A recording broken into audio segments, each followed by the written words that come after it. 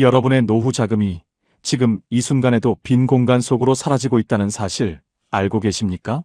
저는 올해 67세, 은퇴 후 아내와 30평 아파트에서 살고 있습니다. 처음엔 흐뭇했죠. 평생 일해서 장만한 넉넉한 집. 하지만 1년이 지나고 깨달았습니다. 이 집이 우리 삶을 조금씩 갉아먹고 있다는 사실을요.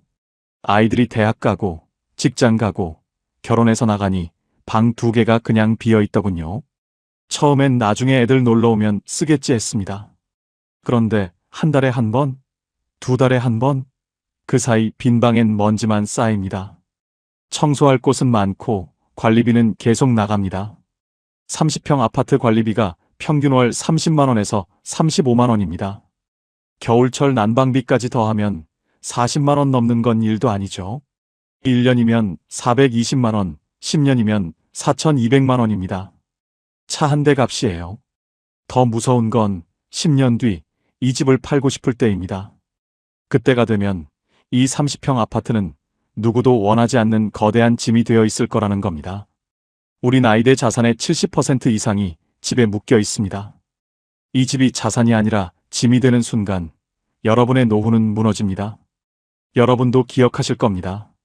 1990년대, 2000년대만 해도 30평이면 충분하다는 말이 있었죠.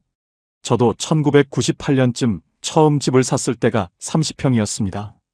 당시 분양 광고를 보면 30평형이 항상 맨 앞에 나왔습니다. 국민평형 30평, 내 식구가 살기 딱 좋은 크기라고요. 실제로 그랬습니다. 부부와 자녀 둘, 내 식구가 살기에 딱 좋았죠. 방 3개에 거실 하나. 아이들이 각자 방을 쓰고, 부부가 안방을 쓰고, 거실에서 가족이 모여 TV도 보고. 그때는 30평이 가장 인기 있는 평형이었고, 분양 공고가 나면 가장 먼저 마감됐죠. 그런데 요즘은 완전히 달라졌습니다. 요즘 30대, 40대 젊은 가족들을 보면 30평 아파트를 선호하지 않습니다. 제 아들도 작년에 결혼하면서 집을 알아보는데 30평은 처음부터 제외하더군요. 아버지, 30평은 너무 커요. 관리비도 많이 나오고 청소할 때도 많고 우리 애도 하나만 낳을 건데요. 요즘 젊은 세대는 대부분 20평대 후반이나 소형 평형을 선호합니다. 관리비 부담 때문이에요. 30평은 월 35만 원 정도 나오는데 25평은 25만 원 정도입니다. 한 달에 10만 원 차이, 10년이면 1,200만 원입니다. 자녀 수도 줄었죠. 우리 세대는 자녀를 둘, 셋 낳았지만 요즘은 1명 낳거나 아예 안 낳습니다. 출산율이 0.7명이에요. 그럼 방이 3개나 필요 없는 겁니다. 젊은 세대는 쓰지 않는 공간을 낭비라고 생각해요. 빈 방 하나 때문에 관리비를 더 낼 바엔 차라리 작은 집에 살고 그 돈으로 여행 가는 게 낫다는 거죠. 환금성도 문제입니다. 30평은 가격이 애매해요.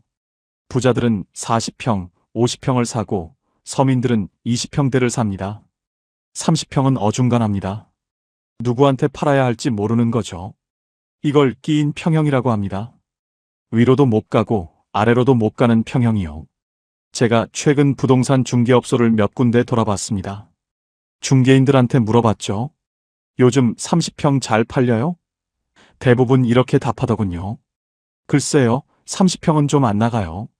부자들은 더 큰 평형 찾고, 서민들은 작은 평형 찾고, 30평은 좀 어정쩡해요. 실제로 매물도 많이 쌓여 있습니다. 30평 아파트가 몇 달째 안 팔리는 경우가 많아요. 더 큰 문제가 있습니다. 지금 30평 아파트를 갖고 계신 분들 중 많은 분이 재건축되면 괜찮겠지 생각하십니다. 하지만 재건축 시대는 끝났습니다. 재건축을 하려면 조합원 동의가 필요한데 보통 75% 이상 동의해야 합니다. 그런데 나이 드신 분들은 나는 여기서 조금만 더 살다 갈 건데 왜 분담금 내고 10년 기다려? 라고 생각하시고 젊은 분들은 분담금 5억, 10억 내고 10년 기다릴 바엔 그냥 새 아파트 하나 사는 게 낫지 하시니까 동의가 안 나오는 겁니다. 설령 재건축이 된다 해도 30평은 손해입니다. 재건축하면 보통 평형을 늘리잖아요. 30평을 40평으로, 40평을 50평으로. 그럼 분담금이 3억, 5억씩 나올 수 있어요. 그 돈을 낼 수 있습니까? 대부분 못 냅니다. 그럼 집을 포기하고 나가야 해요. 그럼 이렇게 생각하실 수 있습니다. 30평이 부담이면 서울 떠나서 지방에 전원주택 하나 장만하면 되지 않나? 저도 그렇게 생각했었습니다.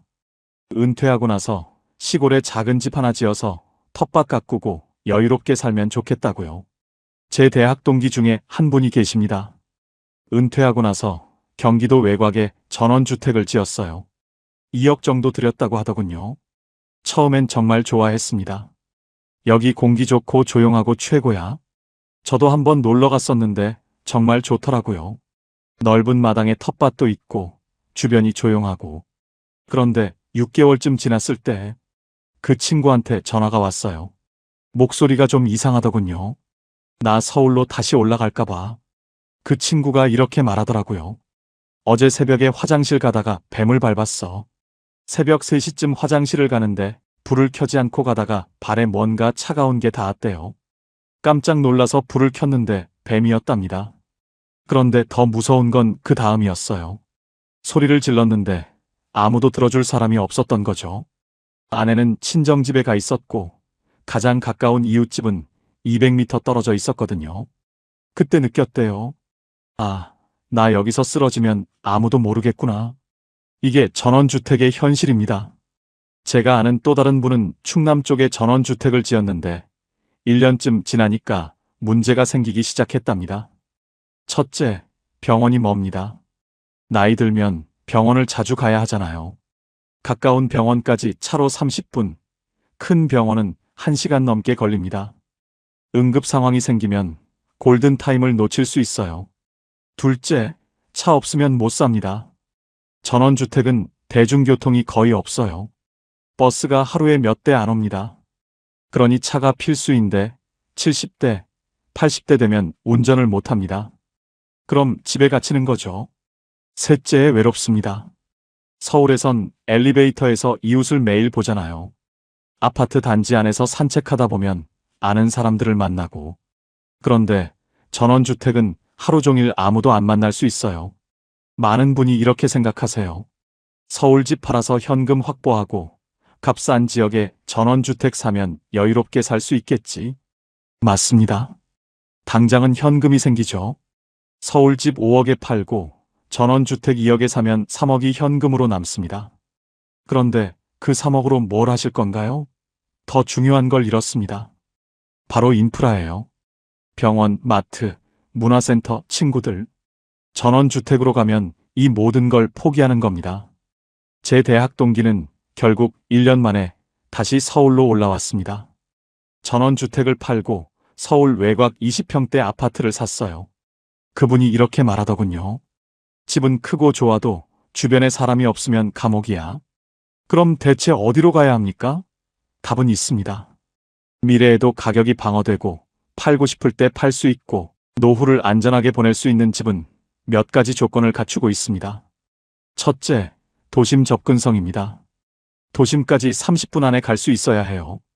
도심에 병원이 있고 문화시설이 있기 때문입니다.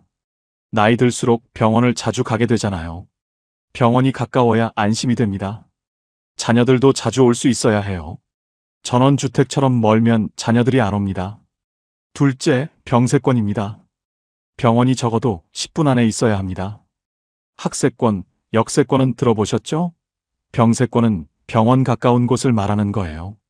젊을 때는 학세권이 중요했고 역세권도 중요했습니다.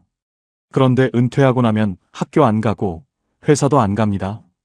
그럼 뭐가 중요할까요? 병원이에요. 일주일에 한 번, 심하면 일주일에 2~3번 갑니다. 그때마다 차 타고 30분, 1시간 가야 한다면 정말 힘들어요.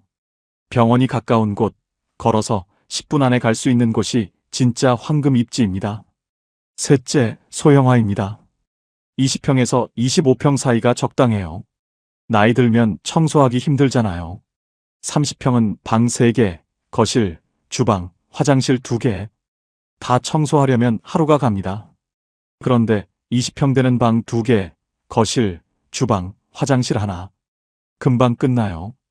관리비도 적게 나오고요. 20평 되는 월 20만 원 정도인데 30평은 35만 원입니다. 한 달에 15만 원 차이, 10년이면 1,800만 원이에요. 환금성도 좋습니다. 20평대는 수요가 많아요.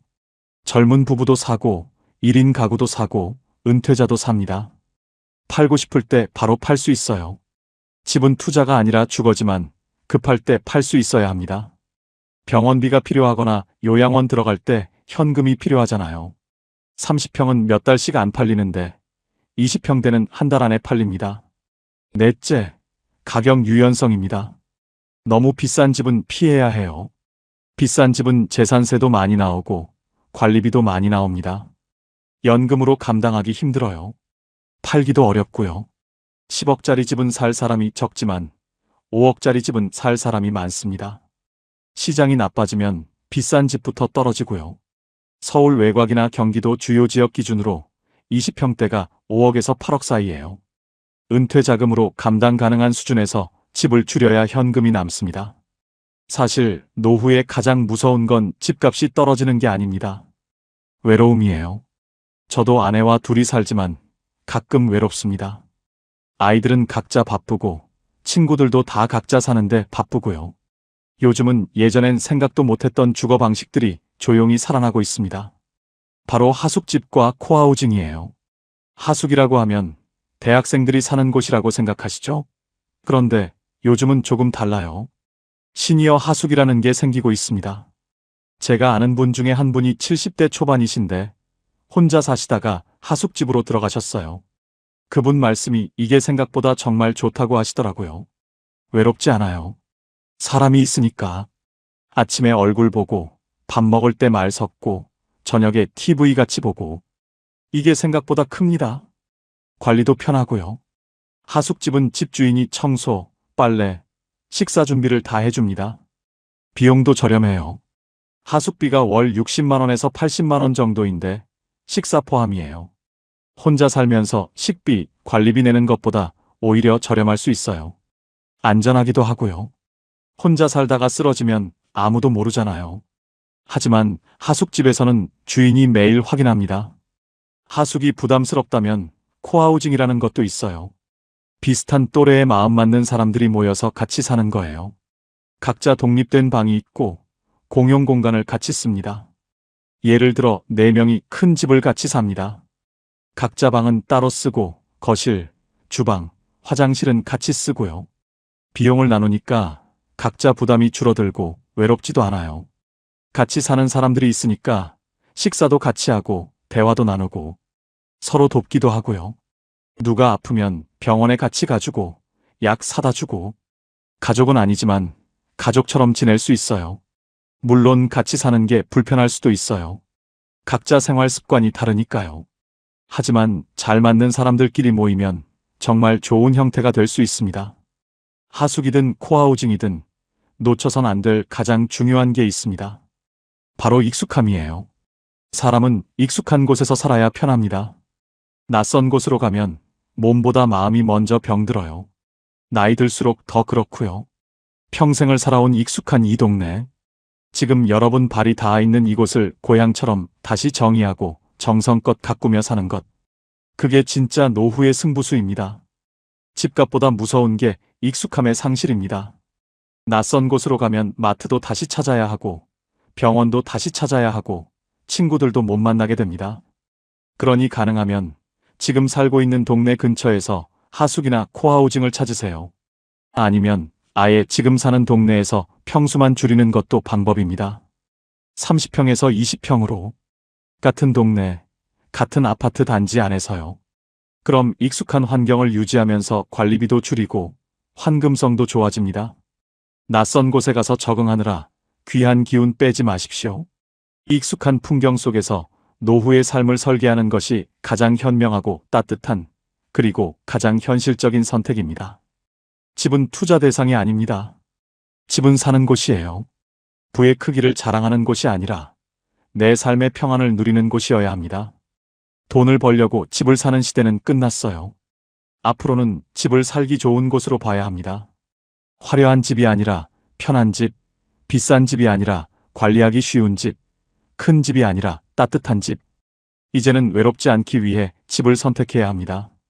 30평 빈집에서 홀로 적막을 견디는 것보다 20평 작은 집에서 이웃과 차 한 잔 나누는 게 훨씬 풍요로운 인생입니다. 낯선 전원주택에서 고립되는 것보다 익숙한 우리 동네에서 사람의 온기를 느끼는 게 진짜 성공한 노후예요. 나이 들수록 집은 작아지고 사람과의 관계는 한 뼘 더 가까워져야 합니다. 문제는 집의 평수가 아니에요. 그 공간이 온기로 채워져 있느냐, 아니면 공허한 벽뿐이냐입니다. 지금 살고 계신 그곳에서 여러분의 새로운 인생은 다시 시작될 수 있습니다. 지금도 늦지 않았어요. 내게 맞는 집, 내게 맞는 속도, 내게 맞는 사람들과 함께라면 노후는 무너지지 않습니다. 불안해하지 마시고 차근차근 생각해 보시면 좋겠습니다. 방향은 이미 보이고 있으니까요.